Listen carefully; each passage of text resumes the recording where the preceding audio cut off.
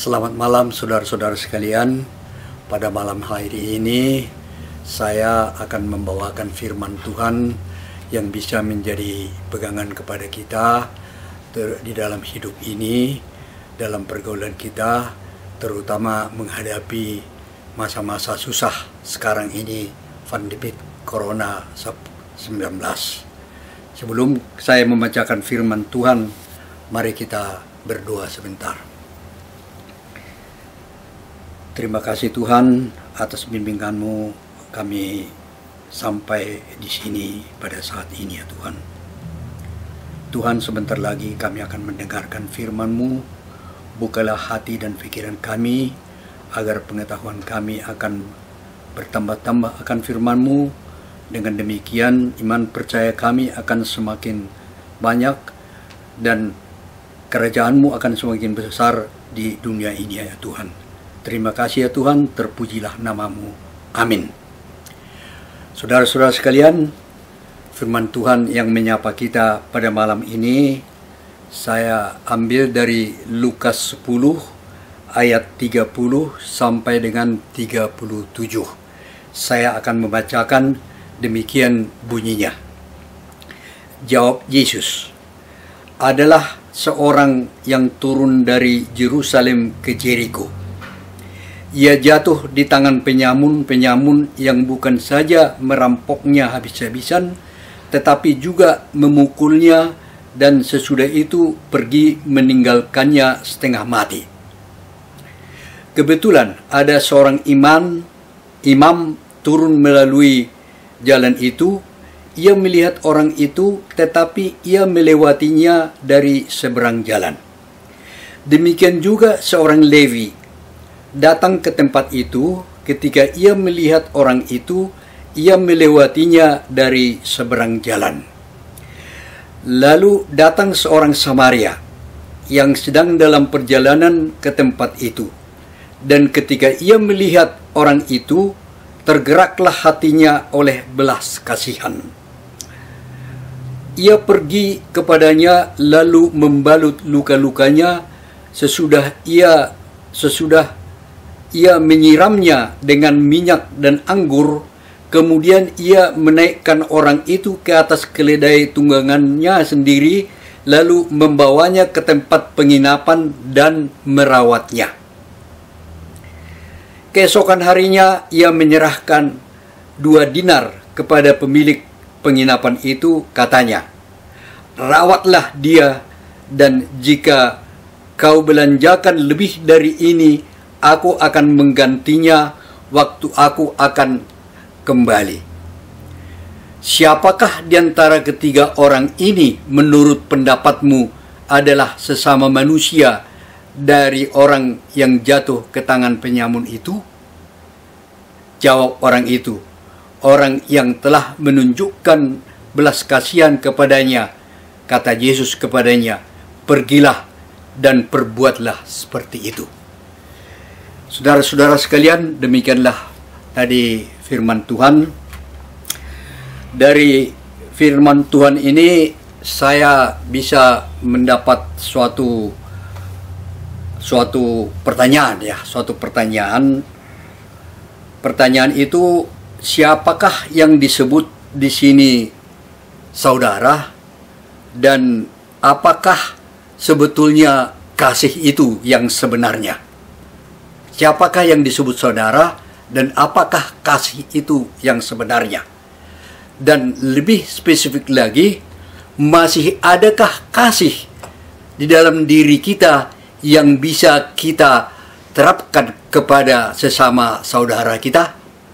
Ini merupakan pertanyaan dalam perikop ini. Masih adakah kasih yang bisa kita terapkan kepada saudara kita?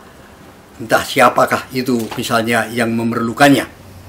Kalau kita lihat dari perikop ini, pada bahagian lain dari Alkitab ini, pernah waktu Tuhan Yesus melayani umat yang banyak, tiba-tiba salah seorang muridnya menginterupsi Tuhan Yesus dalam pelayanannya itu dengan mengatakan, "Guru, ibumu datang dan saudaramu datang. Jadi sepertinya murid Tuhan Yesus ini menginginkan Tuhan Yesus menghentikan pelayanannya terhadap orang banyak itu dan menyambut ibunya sendiri dan saudaranya sendiri. Dalam konsep pemikiran si murid Tuhan Yesus ini, pasti Tuhan Yesus senang karena mengingatkan ibunya datang dan saudaranya datang. Tapi anehnya, jawaban Tuhan Yesus bagaimana? Jawaban Tuhan Yesus justru mengatakan bahwa siapakah yang kau kira saudaraku? Saudaraku adalah orang banyak ini yang mau mendengarkan saya dan mau mengikuti apa yang saya katakan. Nah, dari jawaban Yesus ini telah terlihat bahwa struktur saudara itu sudah berubah. Bukan hanya struktur dari keturunan dan keturunan darah, bapak, ibu, anak, saudara, dan sebagainya. Tetapi siapa yang mau mendengarkan firman-Nya, siapa yang mau menuruti perkataannya, itulah yang disebut saudara. Selain itu, di dalam perikop ini ada 3 perumpamaan ini disebut disebut oleh Tuhan Yesus. Pertama, seorang iman melihat seorang yang teraniaya dan namun bukan saja hartanya yang diambil, tetapi juga kondisinya parah, dilukai oleh penyamun itu. Orang iman ini yang pekerjaannya memang dia seorang imam, dia hanya melihat saja. Mungkin dalam hati dia hanya mengatakan, jangan-jangan dalam khotbahnya dia bisa berapi-api, bercerita bahwa ada yang disamun, ada yang di sini, tapi sama sekali dia tidak berbuat apa-apa. Kemudian tipe orang kedua adalah seorang Levi. Saya nggak tahu orang Levi posisinya di dalam masyarakat, mungkin orang penting lah, yang punya kedudukan di dalam masyarakat. Dia juga hanya berhenti melihat dan mungkin juga mengatakan kasihan, tapi juga tidak berbuat apa-apa. Tapi kalau dia seandainya politik, mungkin dia akan mengkampanyekan ini. Di dalam kampanye-kampanyenya ada orang begini, ada orang begini, ada orang dan sebagainya. Tapi ada orang Samaria. Orang Samaria yang tidak begitu melihat bahwa orang ini dalam keadaan terluka dan parah, tanpa banyak omong, dia langsung turun, membungkus, membalut, serta merawat orang tersebut, dan setelah itu membawanya ke penginapan dan merawatnya lagi, dan keesokan harinya dia menitipkan uang 2 dinar dan menitipkan orang ini tolong dilanjutkan merawat, dan kalau kurang uang ini setelah pulang nanti saya lewat sini saya akan menambahkannya. Sehingga timbul pertanyaan Tuhan Yesus, siapakah kira-kira saudara daripada orang yang tertolong ini, ya, menurut kamu? Nah, halayak ramai menjawab, atau salah satu menjawab bahwa pastilah orang yang merawatnya itu. Oleh karena itu Tuhan Yesus mengatakan, perbuatlah demikian. Nah, itulah yang terpenting di sini adalah kasih itu. Kasih, bukan hanya semacam omong. Makanya kasih itu hukum tertinggi dan terutama di dalam apa? Kalau kita bandingkan 2 minggu yang lalu, kita punya kita punya pembahasan juga mengenai soal ini. Makanya kasih adalah masalah yang tertinggi dari hukum tertinggi dan terutama.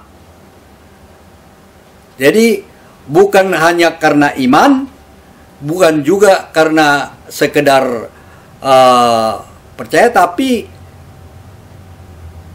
kasih itu betul-betul suatu dilakukan dan dilakukan dengan perbuatan.